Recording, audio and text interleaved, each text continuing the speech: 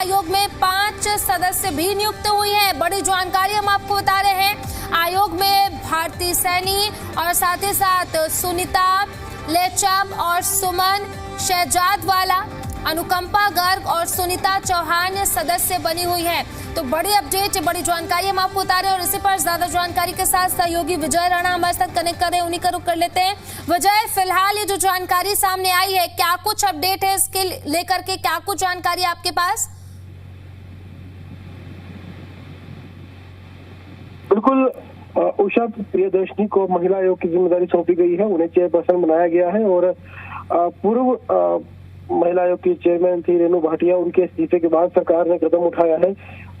एक विवाद के बाद जो है उन्होंने इस्तीफा दे दिया था और अब उषा प्रियदर्शनी को जो है ये जिम्मेदारी सौंपी गई और इसके साथ साथ उपाध्यक्ष और बाकी जो सदस्यों का भी पैनल तैयार किया गया है। पर्सनल तौर पर भी कई जो है लोगों को जिम्मेदारी सौंपी गई। उषा प्रियदर्शनी हालांकि काफी लंबे समय से भाजपा से जुड़ी हुई है, अलग अलग पदों पर उन्होंने भाजपा में काम भी किया है और अब उन्हें महिला आयोग की चेयरपर्सन की जिम्मेदारी जो है दी गई है। इसके अलावा मीना परमार को महिला आयोग के उपाध्यक्ष के तौर पर जो है वो जिम्मेदारी दी गई है और साथ ही साथ 5 सदस्यों को भी जो है महिला आयोग के साथ सदस्य के तौर पर जोड़ा गया है। तो फिलहाल एक नई बॉडी है वो बना ली गई है महिला आयोग की रेणु भाटिया के इस्तीफे के बाद। और हालांकि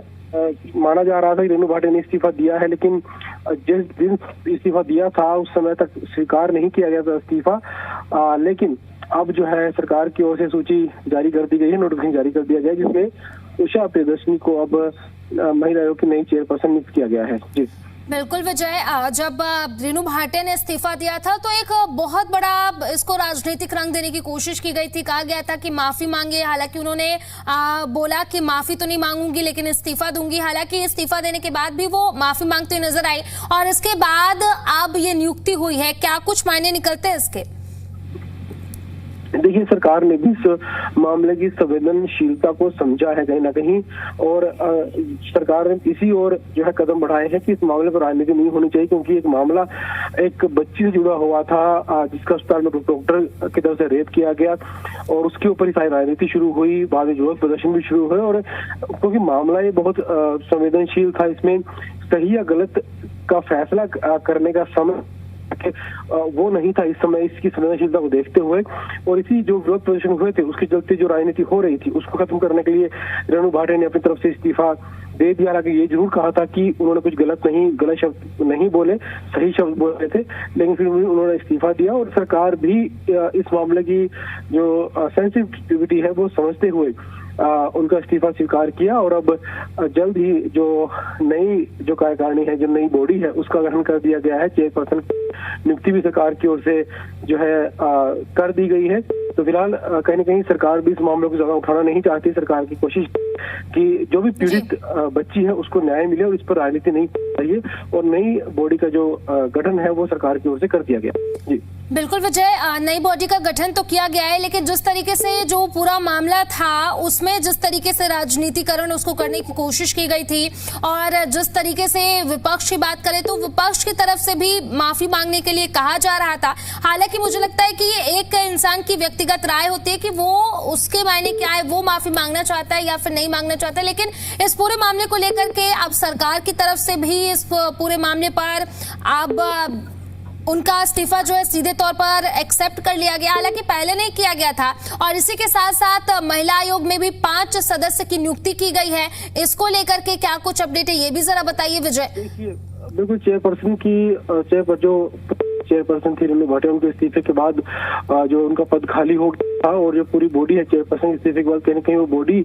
जो है वो खाली हो जाती है और अब नई बॉडी का जो सरकार की ओर से कर दिया गया है, क्योंकि बहुत से मामले हैं जो लगातार लगभग हर रोज कई मामले जो है महिला आयोग के पास प्रदेश भर से आते हैं और ऐसे में चेयरपर्सन की कुर्सी खाली हो तो लोगों को परेशानी हो सकती है, महिलाओं को परेशानी हो सकती है कि वो कहाँ जाए। इसी सरकार ने जो है तुरंत कार्रवाई करते हुए नई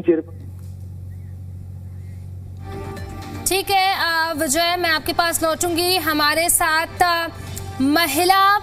आयोग के अध्यक्ष जो हैं वो हमारे साथ जुड़ चुकी हैं। पहले तो मैम आपका बहुत बहुत स्वागत है जी दिल एनसीआर हरियाणा पर और बहुत बहुत शुभकामनाएं आपको, जिस तरीके से आपको हरियाणा महिला आयोग की अध्यक्ष को रूप में आपको नियुक्त किया गया है। फिलहाल इसको लेकर के क्या कुछ कहेंगे आप? थैंक यू, आपका बहुत बहुत धन्यवाद और आपने मुझे सबसे पहली बधाई दी है, इसके लिए भी आपका शुक्रिया जी। मैं माननीय प्रधानमंत्री नरेंद्र मोदी जी का, माननीय नितिन नवीन जी हमारे राष्ट्रीय अध्यक्ष और हमारे मुख्यमंत्री आदरणीय नायब सिंह सैनी जी, हमारी महिला मोर्चा की जो देश के प्रधानमंत्री जी ने हरियाणा को जो एक महिला शक्ति के रूप में प्रदेश अध्यक्ष के रूप में दिया है, डॉक्टर अर्चना गुप्ता जी का बहुत बहुत आभार प्रकट करती हूँ, धन्यवाद प्रकट करती हूँ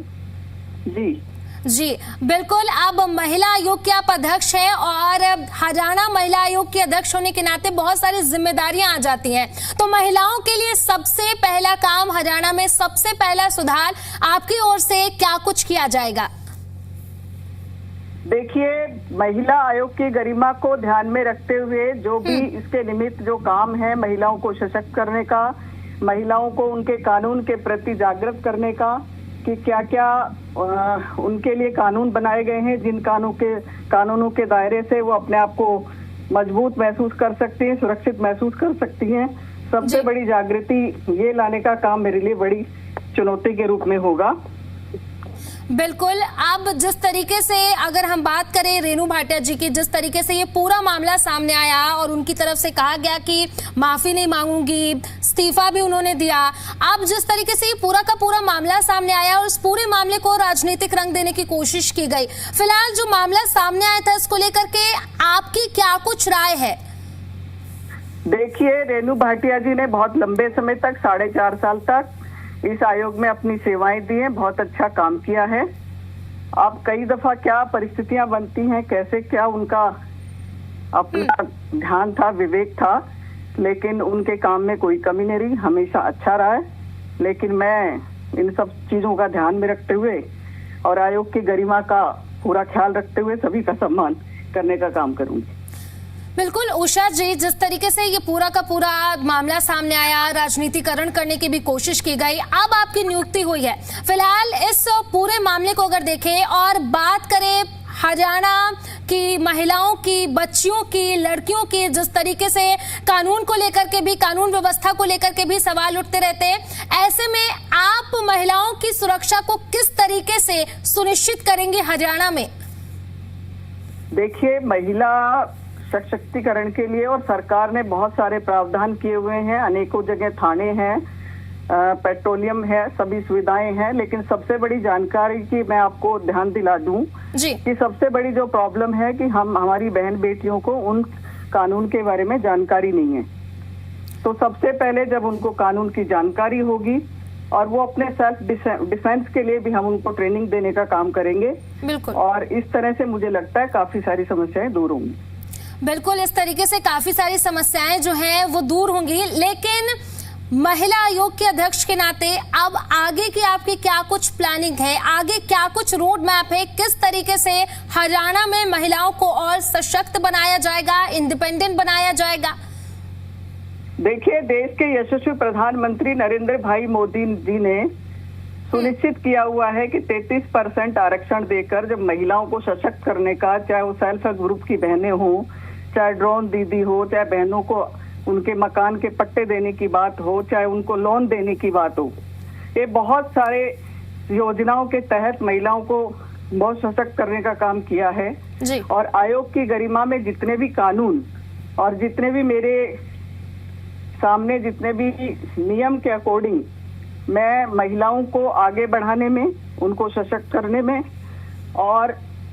घरेलू हिंसा के मामले ज्यादा आते हैं इसमें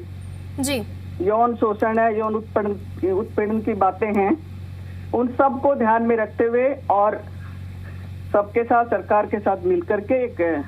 अच्छी योजना बना करके कि कैसे ये सब चीजें कम हों, उस ओर मेरा विशेष ध्यान रहेगा। ठीक है उषा प्रियदर्शनी जी, बहुत बहुत शुक्रिया, आप हमारे साथ जुड़ी और आपने अपनी